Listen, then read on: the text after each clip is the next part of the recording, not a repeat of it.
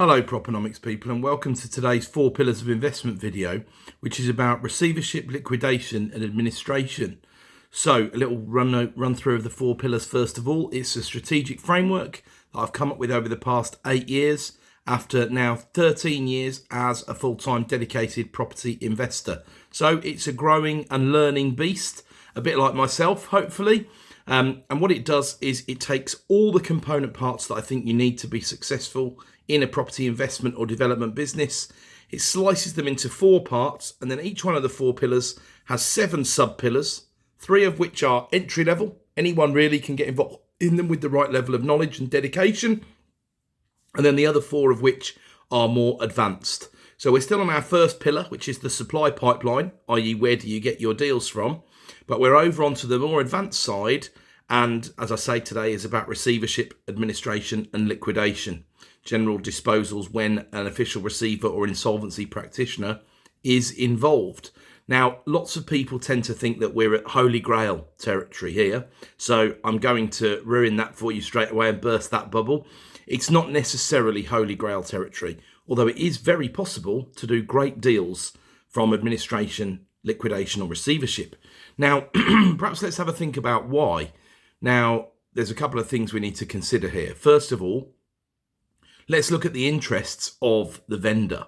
Now, most of the time, and I mean the original vendor before the insolvency event has taken place, most of the time, but not all, the vendor has lost control of the sale. Generally speaking, they will have lost control 80 or 90% of the time in these situations. But there might be a possibility that the vendor still has some element of control, possibly because the asset managers have decided that it's a good thing to still have the vendor involved. So then perhaps there's a trading business involved and the vendor is an integral part of that trading business. And in order to keep them on board, because it might be a building with a trading business inside that's worth a lot more while it's open and trading than it is when it's closed. If you know anything about commercial property, you will know that its lowest value is when it's closed and has had the window smashed and all the rest of it. Now, if it's a fantastic development site, that really may not make much difference to its potential GDV and therefore its worth in the now. But generally speaking, you'd much rather a commercial business was open and trading than you would it being closed and its windows smashed. So that might be a reason why the asset managers keep someone on board. But generally speaking, they haven't. Let's then consider the interests of the asset managers, the receivers, whoever. Ultimately, they've got a job to do, and that job is really twofold. First of all, they've got to look after the interests of their client, who were ultimately probably the original lender on the property, probably the first charge lender. Maybe they're representing the first and second charge lender. Maybe they're one of 2 or more administrators working on a deal. Maybe they're one of many who were working on the disposal, the administration, the wind up of a group company. For example, I was dealing with a group earlier this year, later in 2023, when there were 3 different administrators appointed for 3 different sub-companies of a group. An administrative nightmare to deal with, also a very expensive way to do it, let's face it. Not really sure why the bank in that situation decided to do that, but they had, and ultimately they had the control and the power to do that because of the documentation that the original borrower had signed. So you have to bear these things in mind. And this is a key point here. This is about what you're in control of or not when you sign fairly onerous loan documents, giving people charges over properties, debentures over companies and personal guarantees. And the closest I've been personally to one of these situations on the borrower's side is a business partner of mine who had a significant event in one of his properties, nothing he could control. And actually we had to persuade at one point the lender not to appoint asset managers, because ultimately we managed to persuade the lender that he was the best person at the time to get the bank out of the position that they were in. Now, I should be clear, he was still servicing the debt on this property at the time, but there was a very, very significant insurance event.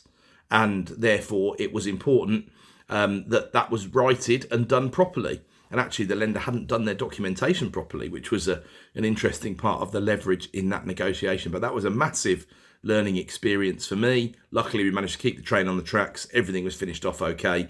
And it all ended happily ever after in that situation. But ultimately, the argument to the lender was, he's the best person in the whole of the UK right now in order to finish off what he's already started. And the insurance event, it's unfortunate, but ultimately it's not your money and your debt is being serviced on a monthly basis. So let's just give it a bit more rope, shall we? Which is exactly what they did. So not many people would be in that situation because ultimately he had other businesses and other streams of income that could service the debt on a development which then took nearly 2 years longer than was budgeted for. So one of those things, but ultimately was paid for by insurance. So you have to think about the agenda of the people who've appointed the asset managers. And then, of course, you've got to think about the agenda of the asset managers themselves. So it might be that they are only bonused at the end of the job and are getting a commission. They might usually charge a fee up front for setting up the receivership or whatever's going on. And then they might get a back-end commission once the sale has been completed or similar, or the last invoice, which is the sizable one, might only be paid on completion. In which case, what does that mean? They're incentivized to get it out the door as soon as possible.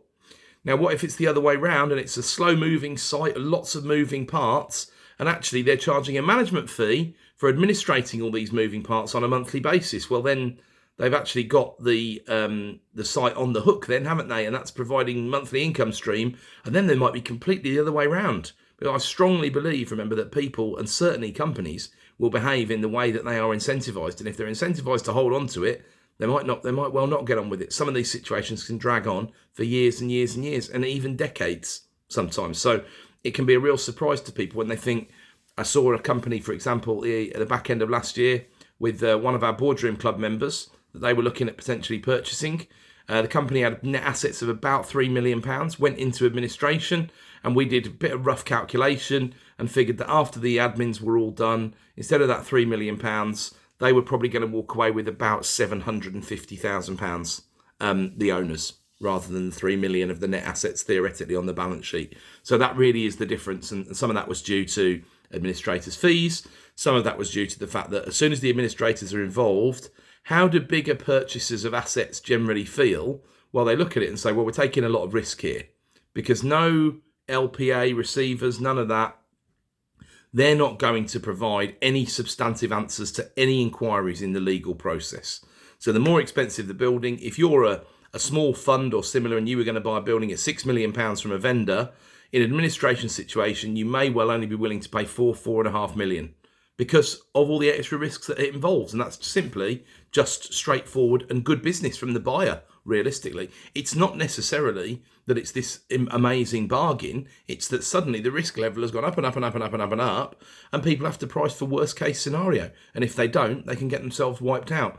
And people forget about that in repossession situations. There's a mentality at the smaller level to think, oh, it's a repossession, it must be a great bargain. It's not necessarily the case at all. I've seen some repossessions that have been bought that have been terrible deals for people to do, and they haven't thought about why, when we go back to below market value in general, normally there's a problem that needs solving. If you can't see what that problem is relatively quickly, sometimes there's multiple problems. Sometimes there's a really genuine opportunity, and it's just that someone wanted to release an asset particularly fast.